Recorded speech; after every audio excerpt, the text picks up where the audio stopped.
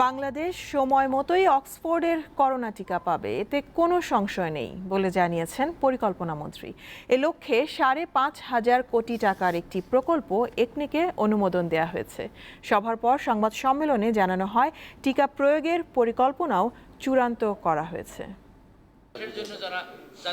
রাজধানীর আগারগাঁওয়ে এনইসি সম্মেলন কক্ষে অনুষ্ঠিত হয় জাতীয় অর্থনৈতিক পরিষদের নির্বাহী কমিটি একনেক সভা। গণভবন থেকে ভিডিও কনফারেন্সিংয়ে সভায় যোগ দেন একনেক চেয়ারপারসন প্রধানমন্ত্রী শেখ হাসিনা। সভায় ৯,৫৬৯ কোটি ২৩ লাখ টাকা ব্যয়ে ৬টি প্রকল্পের অনুমোদন দেওয়া হয়। এর মধ্যে অন্যতম ভ্যাকসিন ক্রয় সংক্রান্ত প্রকল্প। COVID-19 emergency response and pandemic preparedness শীর্ষক এ প্রকল্পে ব্যয় ধরা হয়েছে ৫,৬৫৯ কোটি ৭ লাখ টাকা।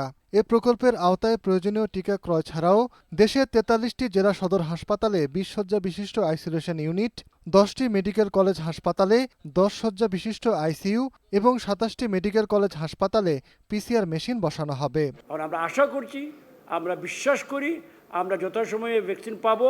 এইটা নিয়ে যাতে দাম নিয়ে নয়-ছয় না হয়, এই জন্য সার্বক্ষণিক নজরদারি মাননীয় প্রধানমন্ত্রী থেকে শুরু করে আমরা সবাই করব, কারণ এটা জীবন মরণের প্রশ্ন। এটাকে অত্যন্ত উচ্চ অগ্রাধিকার সরকার দিয়ে থাকে।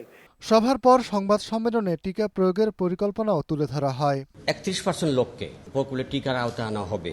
এদেরকে টিকা দেওয়ার পরে বাকি আরও 40% লোককে টিকার আওতায় আনা হবে। আমাদের লক্ষ্য হলো ১৩,৭৬,০০০ লক্ষ লোককে টিকার আওতায় আনা। এখানে একটি জিনিস বলে রাখি, 18 বছরের নিচে যাদের বয়স তাদেরকে এই টিকার আওতায় বিশেষ কারণ ছাড়া আনা হবে না।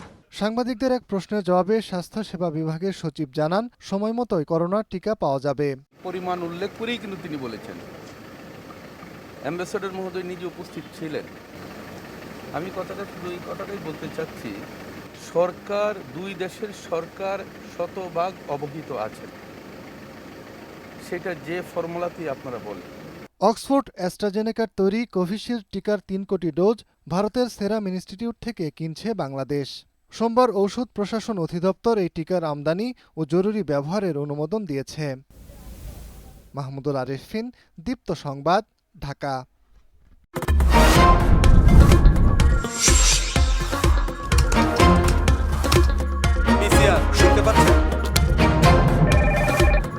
হ্যালো,